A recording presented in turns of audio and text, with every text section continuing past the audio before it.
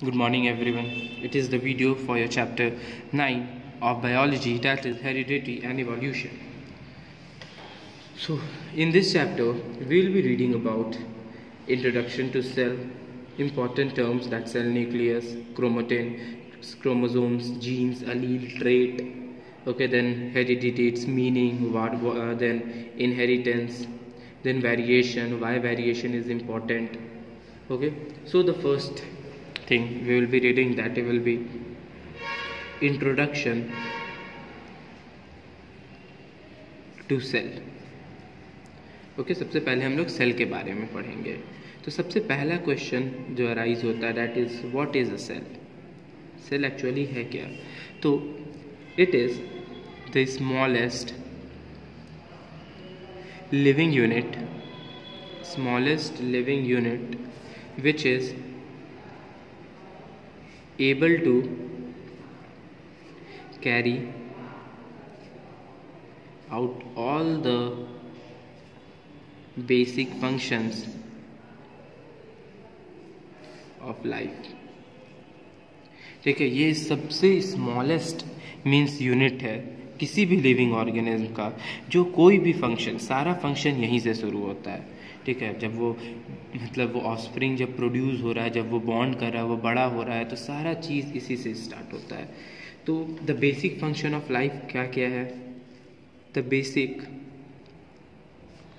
Functions of life are that is growth, metabolism जो भी काम करना, एंड रिप्रोडक्शन. ठीक है, these are the three main functions of life. Grow करना, मेटाबॉलिज्म कुछ काम करने की क्षमता, ये सब कुछ भी अंदर जो कैरी आउट फंक्शन हो रहा है, and reproduction. Then what is the function of cell. Cell के बारे में पढ़े कि वो सबसे स्मॉलेस्ट यूनिट है किसी भी लिविंग ऑर्गेनिज्म को, means the most important thing of any living organism, the smallest thing. तो इसका फंक्शन है क्या? So functions of cell. तो अलग अलग सेल होते हैं. There are two type of cell, plant cell and animal cell. तो the different cells in plants and animals are specialized to perform a definite task.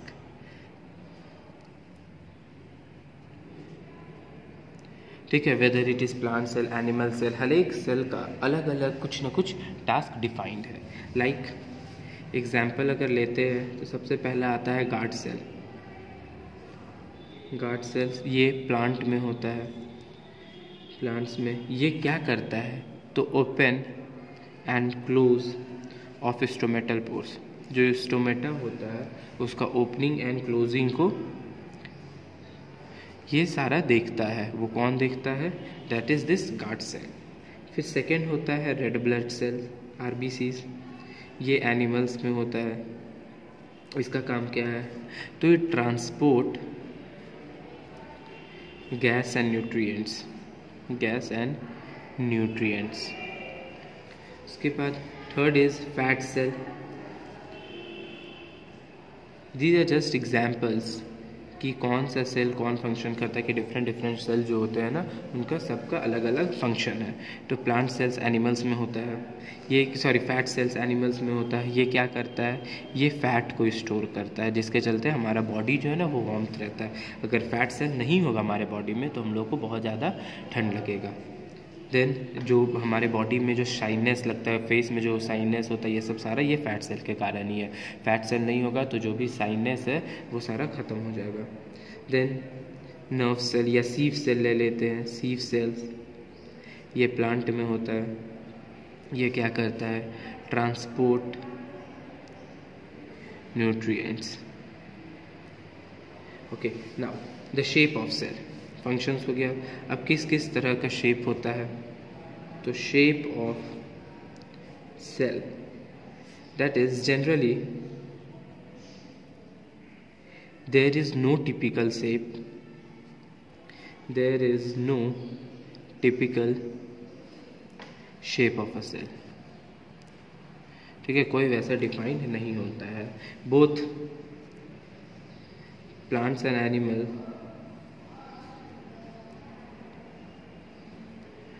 shows various types of cells, show various types of shapes. ठीक है, हर का अलग अलग shape होता है, ऐसे कोई डिफाइन नहीं है, बट अलग अलग शेप दोनों शो करते हैं. Like oval, rectangular, polygonal, star shaped, irregular and etc etcetera. तो हर एक शेप का अलग अलग कोई वैसा डिफाइन नहीं है, बट कुछ शेप होता है. लाइक अगर हम ओवल शेप का बात करें तो ओवल शेप में आ जाएगा fat cells, RBCs, guard cell, ये सब सारे ओवल शेप के होते हैं. अगर रॉड लाइक शेप अगर बात करें तब दैट इज़ प्लांट सीव सेल. ठीक है, जो ट्रांसपोर्ट करता है न्यूट्रिएंट को, ये जो प्लांट सीव सेल है ये रॉड शेप सेल टाइप होता है. इरेगुलर शेप का अगर बात करें, डिफाइन एग्जांपल दिया जाए तो नर्व सेल जो हमारा होगा वो इरेगुलर सेल होगा. ओके, फिर अब आता है टाइप्स ऑफ सेल. तो ऐसे तो हम लोग जानते हैं कि टाइप्स ऑफ सेल में प्लांट सेल, एनिमल सेल भी होता है, लेकिन साथ में एक और होता है that is prokaryotic cell and eukaryotic cell. तो ये दोनों को हम लोग पहले पढ़ेंगे. That is types of cells में. Types of cells, types of cell. Types of cell में क्या हो जाएगा? टाइप्स ऑफ सेल में अगर डिफाइन करेंगे तो दो होते हैं, एक एनिमल सेल और दूसरा होता है प्लांट सेल. ठीक है, animal cell and plant cell, इनको अगर डिस्टिंग्विश करेंगे तो क्या होता है? एनिमल सेल, इसमें होता है नो सेल वॉल. ठीक है, सेल वॉल क्या क्यों होता है? प्रेजेंट देने के लिए, इस शेप देने के लिए, बट एनिमल्स पास तो है, स्ट्रक्चर है, बोन्स है, इस चलते इसमें सेल वॉल नहीं होता है. इसमें cell wall present, cell wall is present over there. उसके बाद इसमें नो सेल्यूलोस, इसमें सेल्यूलोस इज प्रेजेंट, क्योंकि ये फूड खुद से प्रिपेयर करता है, एनिमल्स खुद से प्रिपेयर नहीं करते हैं. इसमें नो प्लास्टिड्स, इसमें प्लास्टिड्स होता है.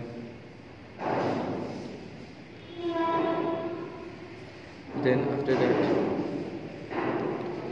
सेकेंड नंबर इज वैक्यूल जो होता है.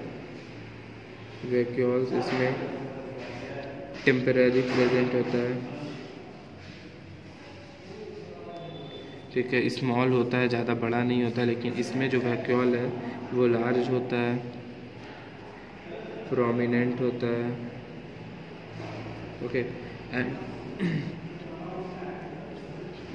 और इसमें जो फूड स्टोर होता है एनिमल्स में, फूड स्टोर एनिमल्स में जो एनिमल सेल में होता है वो होता है in the form of, food store जो होता है वो होता है in the form of glycogen, that is glucose के फॉर्म में.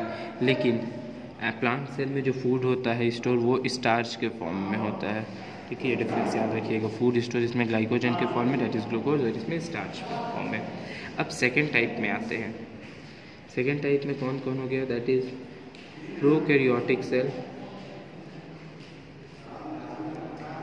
And second is eukaryotic cell. इसमें अगर देखें स्मॉलर साइज होता है, स्मॉलर साइज, ये larger size.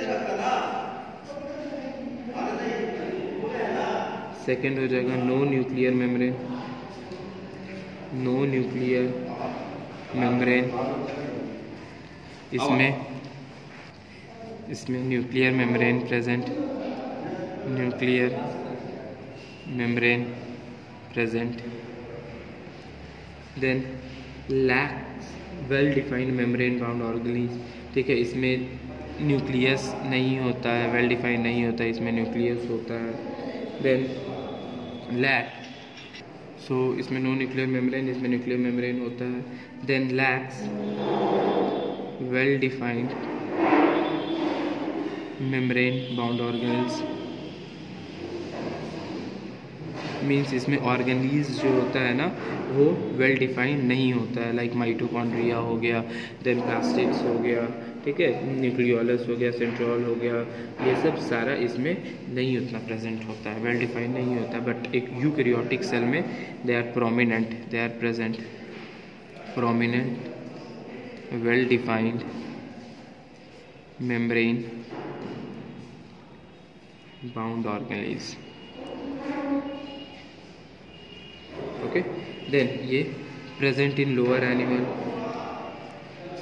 Present in lower organism, lower organism आप बोल सकते हो सिंगल सेल, ठीक है, यूनिसेलुलर ऑर्गेनिज्म, और ये होता है present in higher organism, higher organism, ठीक है। इसका एग्जाम्पल हो जाएगा lower organism, that is bacteria, blue green algae, blue green algae, ठीक है। इसका एग्जाम्पल हो जाएगा प्लांट सेल, एनिमल सेल्स। तो ये दोनों का डिफरेंस है, प्रोकैरियोटिक एंड यूकैरियोटिक सेल्स का। Now it comes to some important terms that we will be discussing. अभी तक ये तो सेल के बारे में पढ़ लिए, अब आते हैं कुछ इम्पॉर्टेंट टर्म्स के बारे में। सम इम्पॉर्टेंट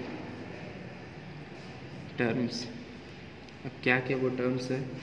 फर्स्ट आता है सेल न्यूक्लियस, ठीक है, न्यूक्लियस के बारे में, सेल का न्यूक्लियस कैसा होता है। तो सेल न्यूक्लियस, इसका अदर नेम क्या है, also known as brain of a cell, ठीक है, ब्रेन ऑफ सेल इसको बोला जाता है बिकॉज सारा जो है वो न्यूक्लियस ही सेल को फंक्शन करता है, लाइक हमारे बॉडी का जो भी फंक्शन है सारा ब्रेन से है, तो इससे जो सेल का फंक्शन है सारा न्यूक्लियस देखता है। स्ट्रक्चर इसका कैसा है, स्ट्रक्चर लाइक अगर देखेंगे तो पहला न्यूक्लियर मेम्ब्रेन होता है, ये इमेज से भी देख लेंगे, न्यूक्लियर मेम्ब्रेन होता है जो एनवेलप टाइप होता है। उसके बाद न्यूक्लियोप्लाज्म होता है, वो फ्लूइड होता है, दैट इज़ ऑर्गेनेलीज फ्लोट, इसमें ऑर्गेनेलीज जो है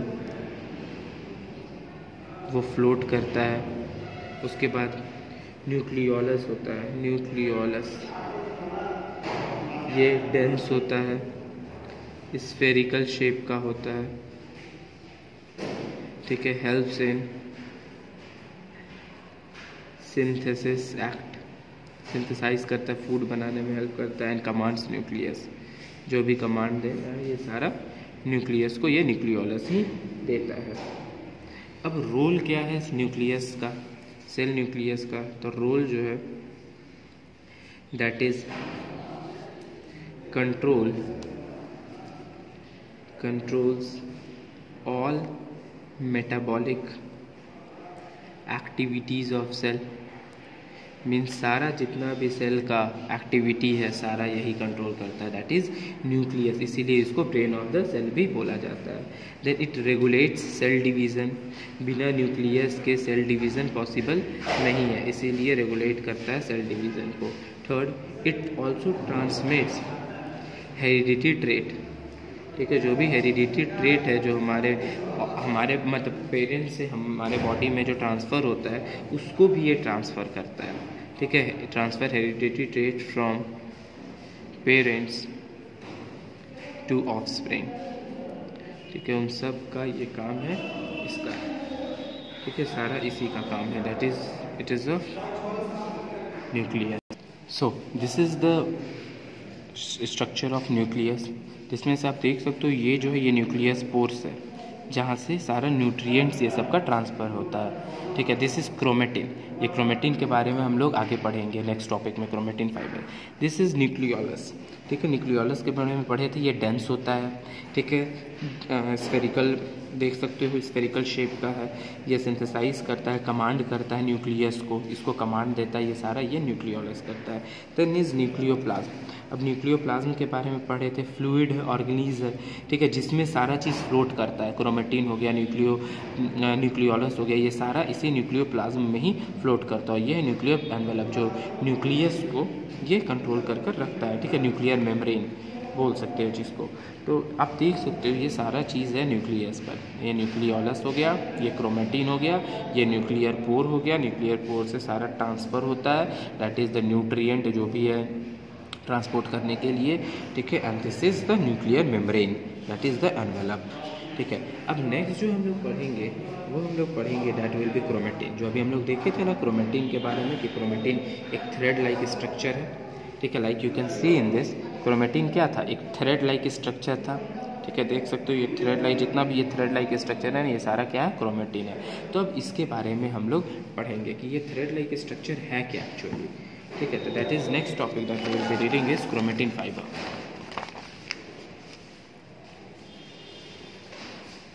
क्रोमेटिन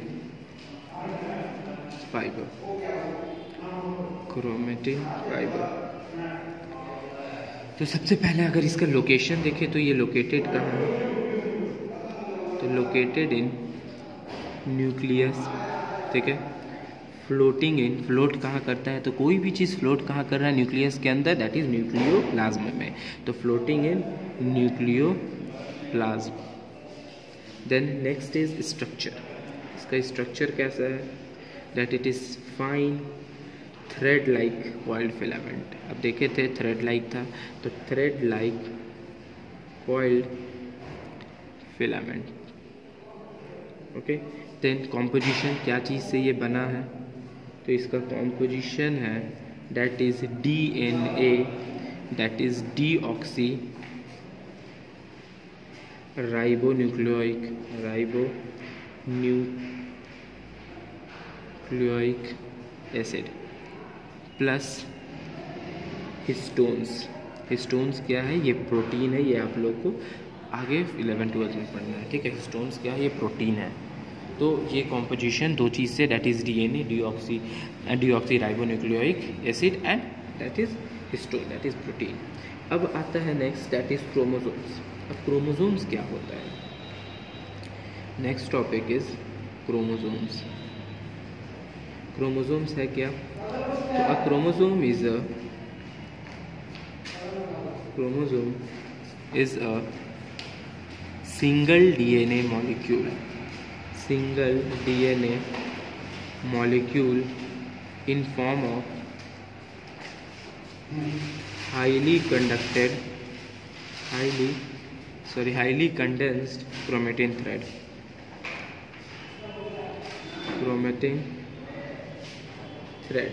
मीन्स ये सिंगल DNA का है और इसमें क्रोमेटिन थ्रेड बहुत ज़्यादा है, like we will be studying in figure, ठीक है। ये क्रोमोसोम को इस फिगर से भी देखेंगे कि ये है क्या। इसका फंक्शन देख लेते हैं पहले। तो इसका फंक्शन क्या है, पहला that is capable of self reproduction, ठीक है। ये सेल्फ खुद से रिप्रोड्यूस कर सकता है, जिससे सेल डिवीज़न हो पाता है। Then passes on trait and characteristics. तो क्रोमोसोम्स से भी जो ट्रेट है, जो कैरेक्टरिस्टिक्स है, वो पेरेंट्स से ऑफस्प्रिंग में ट्रांसफ़र होता है, characteristics to their offspring. And third is physical basis of heredity. जो ट्रांसफ़र ऑफ ट्रेट है उसका भी जो बेसिक है वो सारा यहीं से होता है, क्रोमोसोम से ही होता है। लाइक अगर नेक्स्ट अब देखेंगे तो इसका फैक्ट्स क्या है, दैट क्रोमोसोम्स कंट्रोल क्या क्या करता है, तो chromosomes control first is protein synthesis, protein का फॉर्मेशन को जो बनता है वो सारा यही देखता है। Second is cell division. Third is cell repair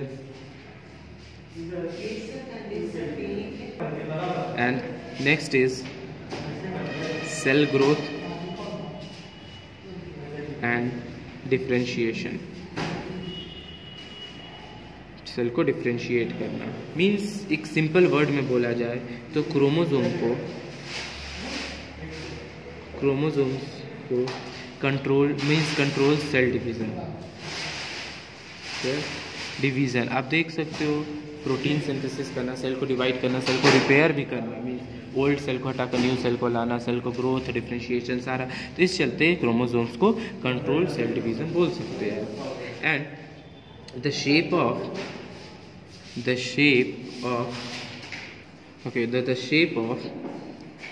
chromosomes changes from phase to phase। Means जब सेल डिवीज़न होता है तो जो शेप है, ठीक है, वो क्रोमोसोम्स का चेंज हो जाता है, ठीक है, सारा जो शेप है वो चेंज हो जाएगा। तो इसमें जो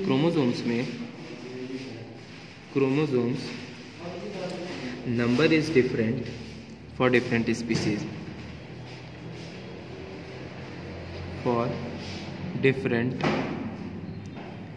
स्पीसीज, मीन्स क्रोमोसोम है क्या, तो ये सिंपल डीएनए मॉलिक्यूल है। डीएनए जो होता है ना, डीऑक्सी न्यूक्लियोइक एसिड जो है वो वैसे एक मॉलिक्यूल, एक सिंगल डीएनए मॉलिक्यूल से ये क्रोमोसोम जो कंडेंस फॉर्म में क्रोमेटिन थ्रेड में, लाइक अगर आप इसका फिगर देखोगे तो आपको इसको पता चलेगा कि इसमें एक्चुअली होता क्या है, ठीक है। जो क्रोमोसोम है उसमें एक्चुअली होता क्या है ये सारा आप देख सकते हो। ओके, सो क्रोमोसोम का अगर फिगर देखोगे तो फिगर ऐसा होता है।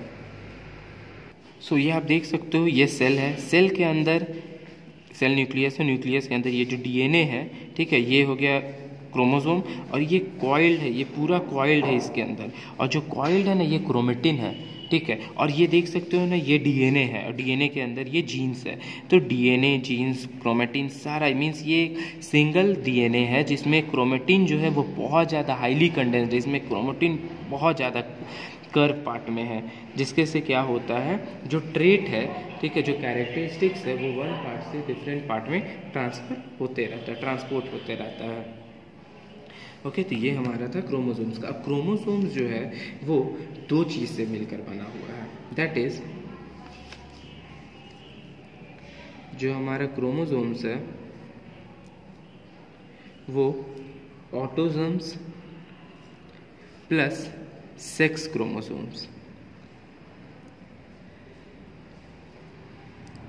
ठीक है, ये दो चीज़ से बना हुआ, ऑटोसोम्स एंड सेक्स क्रोमोसोम्स, जिसमें से ये पूरे ऑर्गेनिज्म का बस एक पेयर में एग्जिस्ट करता है। एक पेयर मतलब क्या, दो, ठीक है। लाइक अगर मेल का देखे तो इसमें होता है एक्स एंड वाई, ये मेरा सेक्स क्रोमोसोम हुआ, एंड अगर फीमेल का देखे तो एक्स एक्स होता है।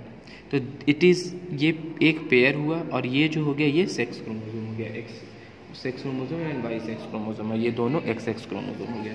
अब ऑटोसोम्स क्या होता है, ऑटोसोम्स जो हो गया वो नॉर्मली जो ऑटोसोम्स है, ठीक है, तो ये सेक्स क्रोमोसोम हो गया एक पेयर, और ये सेक्स क्रोमोसोम हो गया एक पेयर, और जो ऑटोसोम है वो सब में डिफरेंट होता है, लेकिन सेक्स क्रोमोसोम सब में सेम होगा। तो ऑटोसोम्स अगर आप देखोगे, अगर सिंपल पहले ह्यूमंस का लो, तो ह्यूमंस में टोटल 46 क्रोमोसोम्स होता है, that is 23 pairs of chromosome, एक पेयर में दो, तो ये एक पेयर है जिसमें दो सेक्स क्रोमोसोम्स है। तो इसमें ऑटोसोम्स 44 होते हैं और सेक्स क्रोमोसोम 2 होते हैं। अगर पी का लेंगे, गार्डन पी जो होता है उसका लेंगे तो टोटल 14 होता है, जिसमें से 12 ऑटोसोम्स एंड 2 सेक्स क्रोमोसोम्स, ठीक है। तो ये ऑटोसोम्स है क्या, तो ऑटोसोम्स हम लोग इतना पढ़ रहे हैं, तो ऑटोसोम है क्या, तो autosomes is simple numbered chromosomes, ठीक है, क्रोमोजोम ही है, सिंपल है, opposite of sex chromosome oppose है, ठीक है, इसके जस्ट उल्टा होता है, अपोज करता है क्रोमोजोम्स को, ये 22 पेयर्स ह्यूमन में होता है, तो सेक्स क्रोमोजोम के डिफरेंट होता है, डिफर फ्रॉम सेक्स क्रोमोजोम, ठीक है। It control the inheritance, main इसका काम क्या है, इनहेरिटेंस ट्रांसफर जो होता है, कैरेक्टरिस्टिक्स का ट्रांसफर, उसको ये कंट्रोल करता है। और ये तो सेक्स क्रोमोजोम है, दैट इज़ मेल होगा या फीमेल होगा, ये सारा जो ऑफस्प्रिंग प्रोड्यूस होगा वो सेक्स क्रोमोजोम से प्रोड्यूस होगा, लेकिन जो इनहेरिटेंस का ट्रांसफरेंस होता है ना, वो ये कंट्रोल करता है, ठीक है, ये याद रखिएगा। ये ऑफस्प्रिंग को प्रोड्यूस करने के लिए यूज़ होता है और ये इनहेरिटेंस को ट्रांसफ़र करने के लिए होता है, ठीक है। पी का इतना हो गया, टाइगर हो गया, लायन हो गया, कैट हो गया, मीन्स जो सेम फैमिली से बिलोंग करते हैं ना, तो उसका सेम क्रोमोजोम होता है। तो टोटल 38 हो गया, जिसमें से 36 हो गया ऑटोजोम्स और 2 सेक्स क्रोमोजोम। तो हर का जो क्रोमोजोम्स है ना वो सेम होता है, ठीक है। तो ह्यूमंस के पास अभी देखे थे, ह्यूमंस के पास टोटल 23 पेयर्स होते हैं, जिसमें से 22 पेयर्स ऑटोजोम्स होते हैं, that is 44 number, and 1 pair plus 1 pair sex chromosomes होता है, ठीक है, याद रखिएगा ये चीज़। इसके बाद नेक्स्ट आता है दैट इज़ जीन के बाद अलील पढ़ेंगे। तो पहले जीन्स पढ़ लेते थे, ये जीन होता क्या है। तो ये बताए थे क्रोमोसोम के अंदर क्या प्रेजेंट होता है, डीएनए से बना हुआ, डीएनए के अंदर जीन प्रेजेंट होता है। तो जीन का अगर लोकेशन देखेंगे, जीन लोकेटेड इन क्रोमोसोम, ठीक है, क्रोमोसोम्स में ये लोकेटेड है, consist of DNA that is heredity material, ठीक है, डीएनए कंसिस्ट करता है। इसका डिफाइन अगर देखा जाए तो क्या है, तो heredity units in chromosomes that is hundreds और मोर इन नंबर। तो जो हेरिडिटी जो ट्रांसफ़र होता है ना वो बहुत ज़्यादा होता है, हेरिडिटी यूनिट्स जो होता है, जो डीएनए होता है वो बहुत ज़्यादा प्रेजेंट होता है पर्टिकुलर ट्रांसफरेंस में हेरिडिटी के। And it is composed of DNA which is responsible for heredity.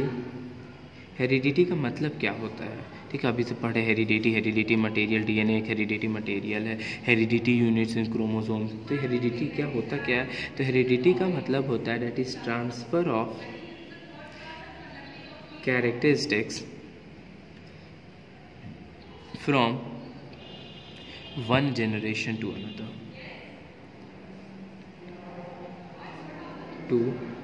Another.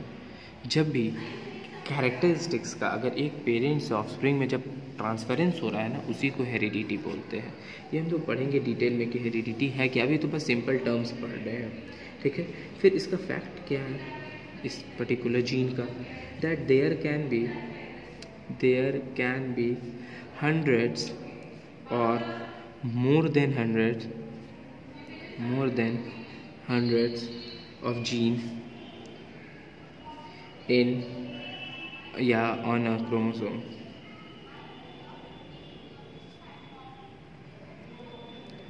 Like अभी हम लोग पढ़े थे हेरिडिटी यूनिट्स, तो डीएनए जो है उसमें एक मतलब क्रोमोसोम में 100 या उससे ज़्यादा हेरिडिटी यूनिट्स हो सकता है, ठीक है। जो हेरिडिटी का ट्रांसफरेंस है वो 100 या उससे ज़्यादा ट्रांसफरेंस हो सकता है। फंक्शन क्या है जीन का, तो अगर फंक्शंस देखेंगे तो पहला determines what proteins are to be made in a cell, ठीक है, कैसा प्रोटीन बनेगा ये सारा डिफाइन कौन करता है, डिटरमाइन करता है ये जीन, ठीक है। देन ट्रांसमिट करता है, ये तो पता ही है, ट्रांसमिशन ऑफ हेरिडिटी कैरेक्टर, ठीक है, हेरिडिटी कैरेक्टर का ट्रांसफरेंस देखता है। Then determines determines particular character. अब जो कैरेक्टर था, जो हेरिडिटी कैरेक्टर है जिसको ये ट्रांसफ़र करता है, जो सारा जीन्स ट्रांसफ़र होता है, वो कैरेक्टर क्या क्या है? वो सारा कैरेक्टर है hair colour, blood group, okay, eye colour. ये सब आप देख सकते हो खुद घर में कि अगर मदर का हेयर कलर या हेयर टाइप, किसी अगर मदर का कर्ली हेयर है तो हो सके जो ऑफस्प्रिंग प्रोड्यूस होगा वो या तो डॉटर का कर्ली हेयर हो जाएगा या फिर वो जो सन है उसका कर्ली हेयर हो जाएगा। तो कुछ जो हेरिडिटी है, जो ट्रांसफ़र है, कैरेक्टर है, वो ट्रांसफ़र होता ही है। तो ये कौन ट्रांसफ़र करता है? The gene is responsible. ये जीन प्रेजेंट कहाँ है? तो क्रोमोसोम्स में प्रेजेंट है। ये क्रोमोसोम्स कहाँ है? तो ये बना हुआ है क्रोमेटिन का, और क्रोमेटिन कहाँ प्रेजेंट होता है? न्यूक्लियस का। तो मेन अगर देखोगे तो न्यूक्लियस ही जो है वो सारा ये सब देखता है। उसके बाद आता है हमारा अलील क्या होता है? तो ये लोकेटेड इन, अब ये जीन के अंदर लोकेटेड होता है, लोकेटेड इन जीन, ठीक है। An allele represent two alternative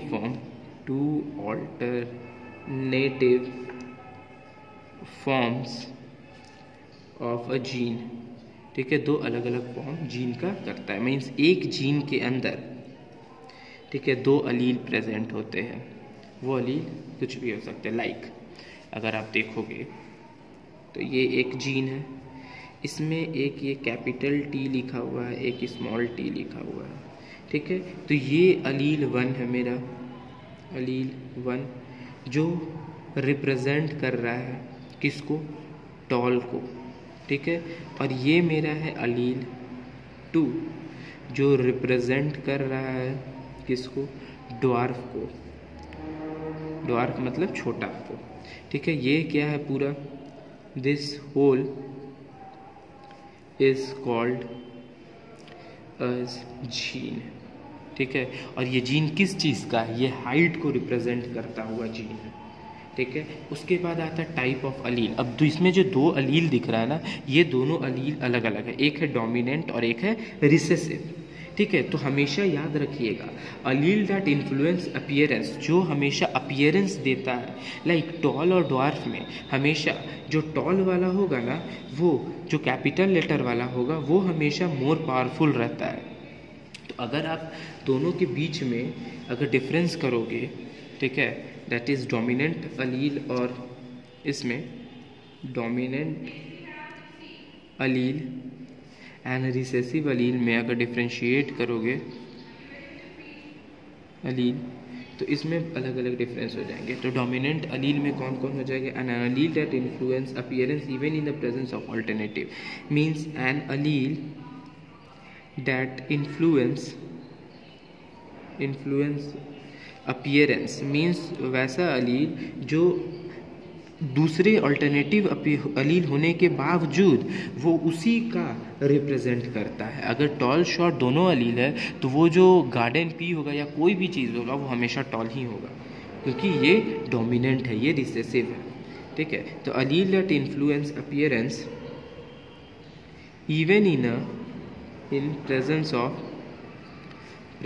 of an alternative allele, ठीक है। ऑल्टरनेटिव अलील होने के बावजूद भी वो हमेशा डोमिनेंस को ही होता है। रिप्रेजेंट इन कैपिटल लेटर, पता ही है, represented by capital letter, and it is more powerful, ठीक है, more powerful that overtakes other allele, ठीक है। अगर टॉल और ड्वार्फ होगा तो हमेशा जो प्लांट ग्रो करेगा वो टॉल होगा। अगर इसका लेते हैं रिसेसिव अलील का, तो सिंपल है, an allele that influences the appearance of an organism only in the presence of identical allele. ये अलील जो रिसेसिव अलील है ये तभी शो होगा जब तक दोनों आइडेंटिकल होगा, दोनों जब तक ड्वार्फ अलील नहीं एक दूसरे से मिक्स करेगा, एक जीन में नहीं प्रेजेंट होगा, तब तक इसका रिप्रेजेंटेशन नहीं होगा, ठीक है। In the presence of identical allele, ठीक है, पता है ये स्मॉल लेटर से डिनोट किया जाता है। And it is less powerful and unable to overtake allele। Okay, तो these are the differences between these two. अब एक और नेक्स्ट टॉपिक दैट इज बच रहा है, वो है trait. Okay, that is trait. Trait क्या होता है? Trait is the simple a specific